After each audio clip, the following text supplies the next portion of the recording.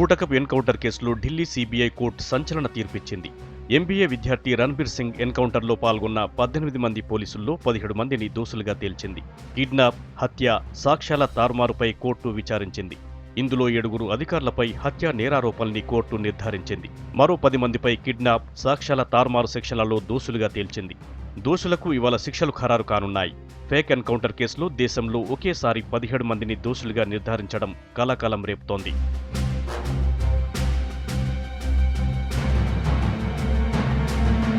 ఐదేళ్ల క్రితం 2009 జూలై 3న 22 ఏళ్ల ఎంబీఏ విద్యార్థి రణబీర్ను పోలీసులు ఎన్కౌంటర్ చేశారు. బలవంతపు వసూలకు పాల్పడుతున్నారని డెహ్రాడూన్లో పోలీసులు కాల్ చేశారు. అయితే రణబీర్ బంధువులు మాత్రం ఫేక్ ఎన్కౌంటర్ అని న్యాయ పోరాటం మొదలెట్టారు. పట్టుకొచ్చి కాల్ చేశారని ఆరోపించారు. ఈ కేసును మొదట్లో సీబీసీఐడీ దర్యాప్తు చేసింది. చివరకు సీబీఐ చేతికి వచ్చింది. దోషుల శిక్షపైనే ఉత్కంఠ నెలకొంది. దోషులకు జీవిత ఖైదు పడుతుందని న్యాయ నిపుణులు అంటున్నారు. అయితే ఫేక్ ఎన్కౌంటర్లపై గతంలో సుప్రీంకోర్టు తీవ్రంగా స్పందించింది. ఫేక్ ఎన్కౌంటర్ దోషుల్ని ఊరికే వదిలిపెట్టవద్దని వార్నింగ్ ఇచ్చింది.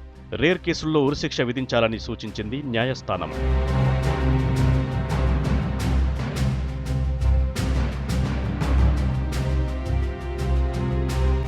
తమ కొడుకు తిరిగి రాడని తెలిసిన న్యాయం కోసం రణబీర్ పేరెంట్స్ లీగల్ ఫైట్ చేశారు.